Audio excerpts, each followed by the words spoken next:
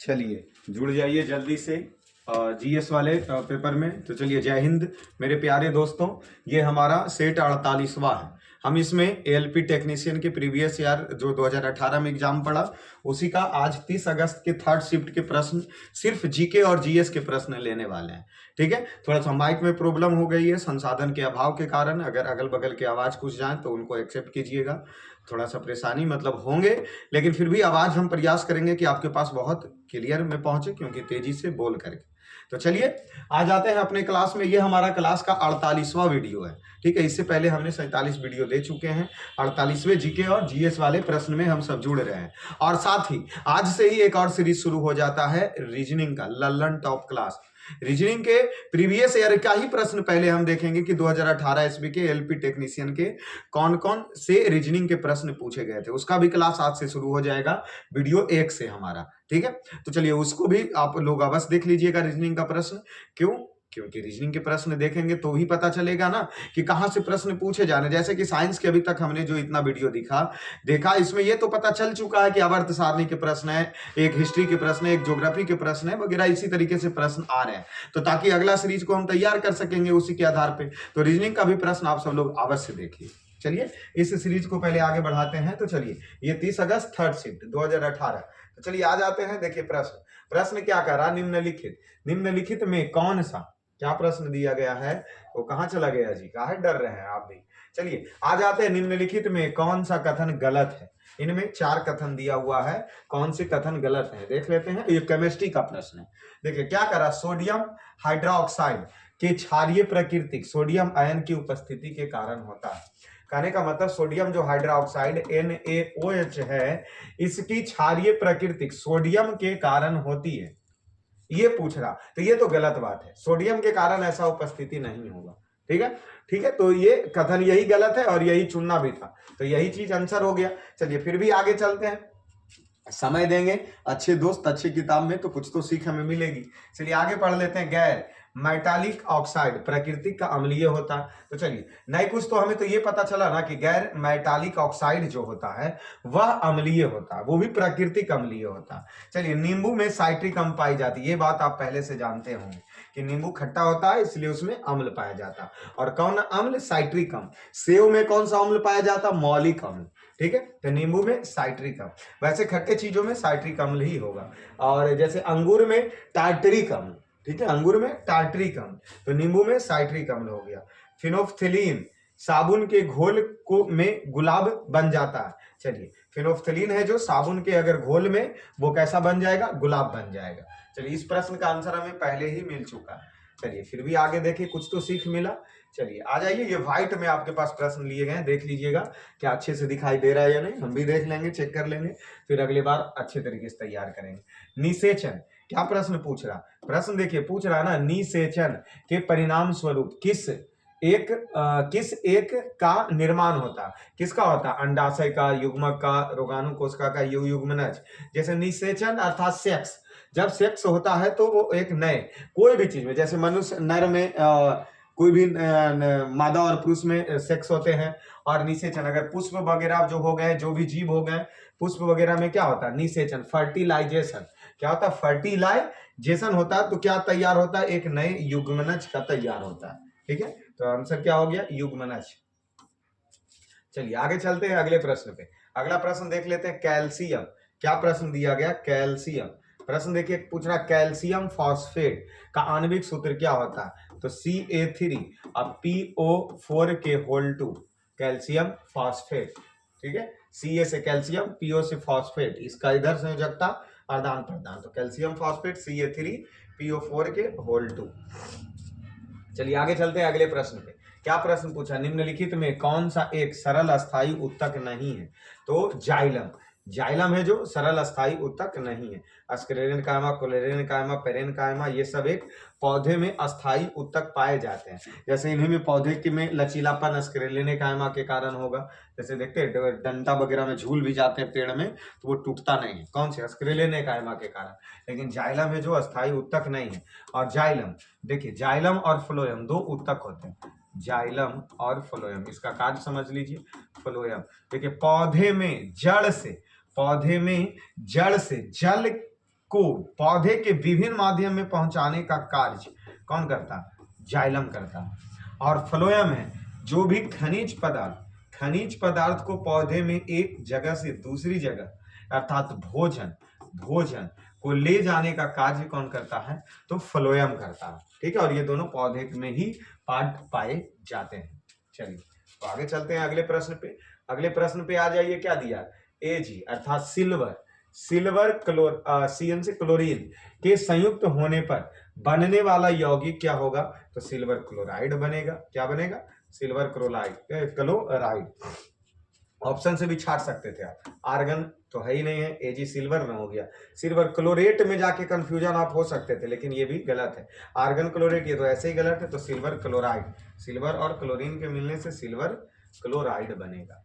चलिए आगे आ जाते हैं अपने प्रश्न। देखिए क्या पूछा था। रिलायंस जियो इन्फोकॉम लिमिटेड किस नाम को अपने निजी क्रिप्टो करेंसी का आरंभ करने का योजना बनाया? किसने? तो जियो क्वाइन के द्वारा। किसके द्वारा? जियो क्वाइन के द्वारा। और रिलायंस जियो का तो अभी समझ ही रहे हैं, तहलका मचल है रिचार्ज के बारे में। अनंत अंबानी का विवाह और राधिका मर्चेंट, लीजिए बढ़ गया रिचार्ज, नौता दिए हैं हम सभी 50 रुपये का महीना बढ़ा करके अब देना होगा। चलिए निम्न में सबसे बड़ी आकार का परमाणु कौन सा? किसका होता है? एल्युमिनियम। इस ऑप्शन के हिसाब से एल्युमिनियम परमाणु का आकार क्या होता है? बड़ा होता है। ठीक है, चलिए ये सब प्रश्न पूछा था। उसके बाद हम अपनी सीरीज में तैयार करेंगे कि कैसा प्रश्न हम सब बनाएं। इसी के आधारित ऊर्जा उत्पादन के दौरान ग्लूकोज का पाइरूवेट में विघटन कहाँ होता है? तो कोशिका द्रव्य में होता है। कहाँ होता है? कोशिका द्रव्य में होता है। ग्लूकोज का सूत्र क्या होता है? C6H12O6। ग्लूकोज में कार्बन कितने हो गए? 6 हो गए। हाइड्रोजन कितने हो गए? 12 हो गए। ऑक्सीजन कितने हो गए? 6 हो गए। ये भी प्रश्न कभी पूछ देता कि ग्लूकोज में कार्बन परमाणु कितने हैं? तो 6। ठीक है, चलिए अगले प्रश्न पे चलते हैं। अगले प्रश्न देख लीजिए क्या कह रहे हैं। पीतल निम्न में से किससे बने एक मिश्र धातु है? तो पिताजी से। देखिए इसका ट्रिक होता है, जो पीतल है वो बना है किससे? पिताजी से। और पी से हो गया पीतल, ता से हो गया तांबा, और ज से हो गया जस्ता। अर्थात तांबा और जस्ता के मिश्रण से क्या बनते हैं? पीतल बनते हैं। तो ऑप्शन तीसरा हमारा सही है, कॉपर, जिंक, तांबा और जस्ता। चलिए आगे चलते हैं अगले प्रश्न देख लीजिए क्या पूछा गया।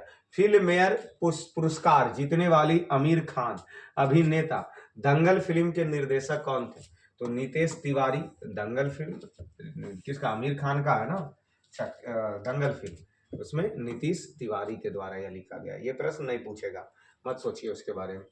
क्या दिया गया? एस सोमनाथन अर्थात MS सोमनाथन, जो अंतरिक्ष वाला, एक भारतीय अंतरिक्ष इंजीनियर और रॉकेट प्रौद्योगिकी के किसके निर्देशक के रूप में कार्यभार संभाला है? तो किसमें? तो विक्रम साराभाई अंतरिक्ष। ठीक है, विक्रम साराभाई अंतरिक्ष केंद्र में कौन है? MS स्वामीनाथन, जो कार्यभार संभाले हैं।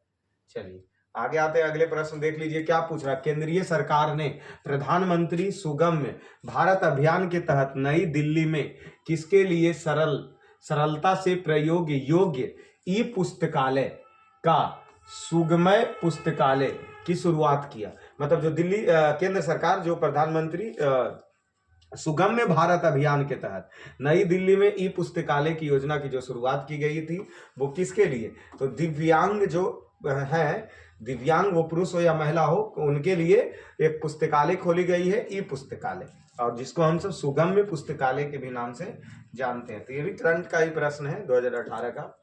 चलिए आगे चलते हैं अगले प्रश्न। विरंजक चूर्ण को जल में मिश्रित करने से कौन से गैस निकलते हैं? Chlorine gas. विरंजक चूर्ण को जब जल में गर्म करेंगे तो कौन से गैस निकलेंगे? क्लोरीन गैस निकलेंगे।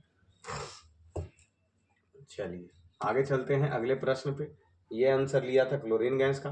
किस आधुनिक भारतीय राज्य में कोकण और मारवाड़ और विदर्भ के क्षेत्र स्थित है? कहाँ है? तो महाराष्ट्र में। ठीक है, कोकण, मारवाड़ और विदर्भ मतलब जो मिल के हैं तो महाराष्ट्र में। ये चलिए आगे आ जाते हैं अगले प्रश्न देखिए क्या पूछा। फ्रांस की अंतिम रानी मैरी एंटोनिनेट का जन्म किस देश में हुआ था? अर्थात रानी मैरी एंटीनोन जो फ्रांस के हैं, इनका जन्म किस देश में हुआ था? तो ऑस्ट्रेलिया में हुआ था। ऑस्ट्रेलिया, ऑस्ट्रिया में हुआ था, सॉरी कहा दिया ऑस्ट्रेलिया ने, ऑस्ट्रिया में रानी मैरी एंटोनेट का जन्म ऑस्ट्रिया में हुआ था। चलिए ये प्रश्न आपको दिखाई दे रहे हैं क्या? ये प्रश्न देख लीजिए, प्रश्न या बड़ा करना होगा। चलिए हम प्रश्न को पढ़ देते हैं। क्या पूछ रहा? एल्केन का यहाँ देखा, निम्न में गलत सूत्र को बताना है सर, गलत सूत्र। देखिए तो क्वेश्चन में दे एल्केन का सूत्र CnH2n+2 दिया, ठीक है। देखना कौन गलत है। एल्कीन का सूत्र दिया है CnH2n+1 दिया, फिर एल्काइन डाइन एल्काइन CnH2n-2 दिया। अब इसमें पूछ रहा कि कौन सा सूत्र गलत है, तो आप तो पहले ही देख सकते हैं, ठीक है। ये ऊपर दिया ऑप्शन में चला है एल्काइन, तो CnH2n ये सही है हमारा।